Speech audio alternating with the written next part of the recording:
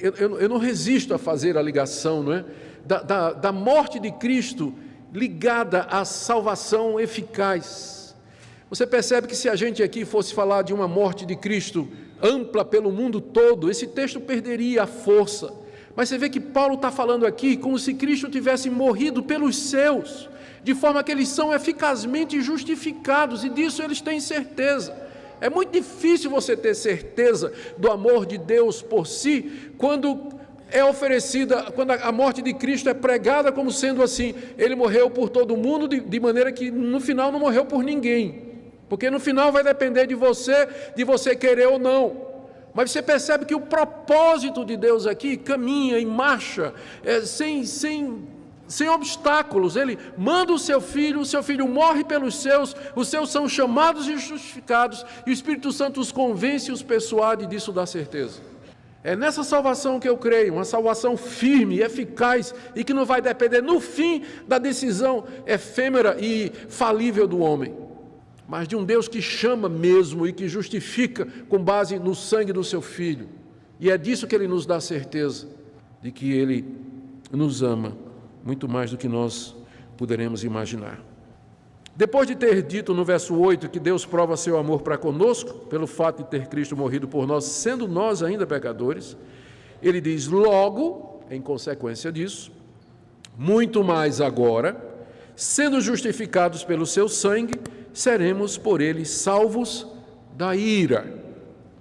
Porque se nós, quando inimigos, fomos reconciliados com Deus mediante a morte de seu Filho, muito mais, estando já reconciliados, seremos salvos pela sua vida.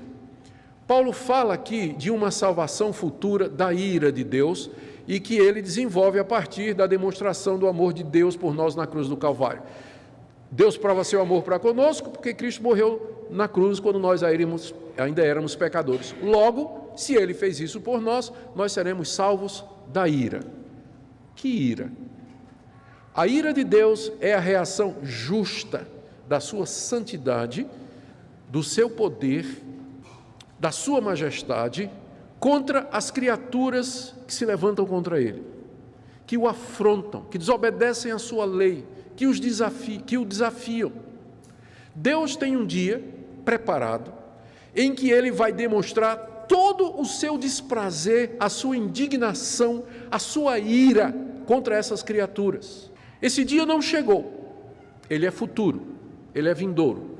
Ele é também conhecido na Bíblia como o dia do juízo final, que será o dia da vinda de Jesus Cristo. Quando Cristo vier, naquele dia, o último dia da história da humanidade como nós a conhecemos hoje, esse dia está chegando, ele virá.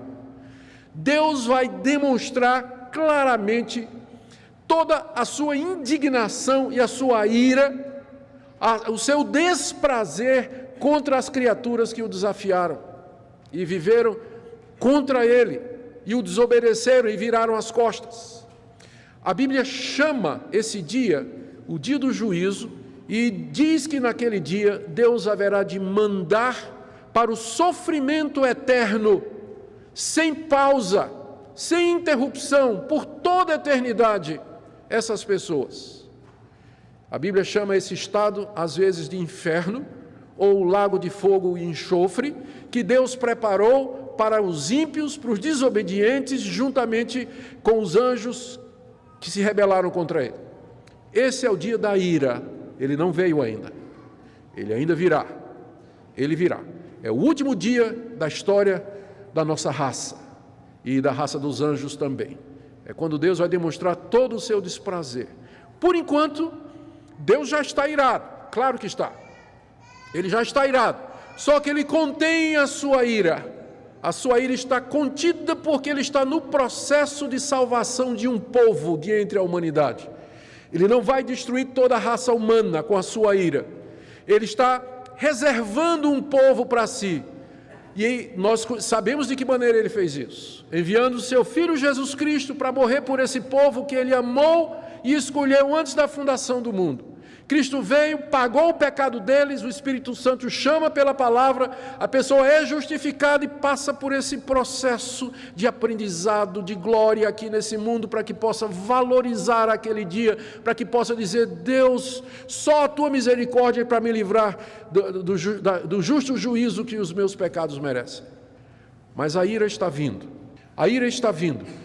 Deus aqui nesse mundo, Ele nos assegura de que nós seremos salvos da sua ira. Veja o argumento de Paulo. Ele usa um argumento só, que é um argumento que a gente chama do maior para o menor.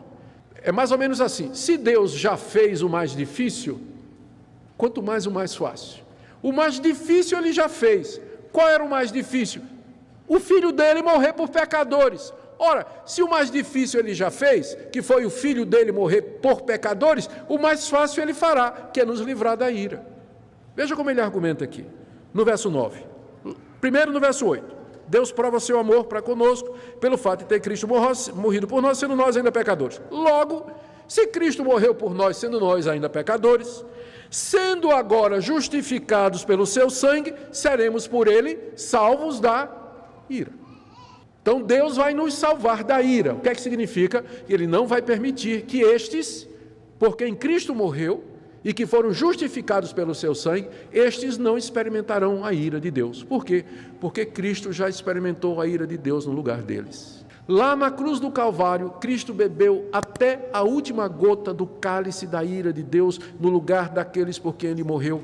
Cristo já experimentou o desprazer de Deus no lugar dos justificados. Tanto é que na cruz Ele gritou: Deus meu, por que me desamparastes?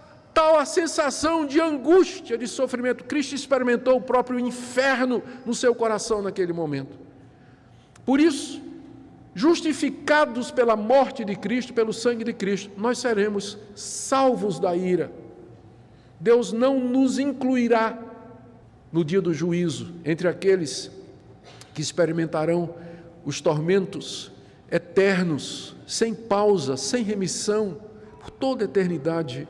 Deus nos livrará, salvará aqueles que foram justificados mediante o sangue de Jesus Cristo.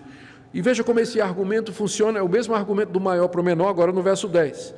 Se nós, quando inimigos, fomos reconciliados com Deus mediante a morte do seu Filho, essa era o mais difícil. Deus se reconciliar conosco, estado de guerra, pecadores, Deus justo, ímpios, Deus santo, vis e maus, Deus onipotente, conflito.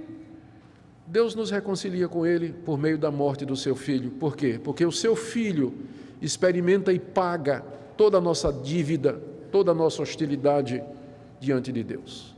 E Deus nos reconcilia com Ele, não somos mais inimigos, somos amigos de Deus, mais do que isso, somos seus filhos.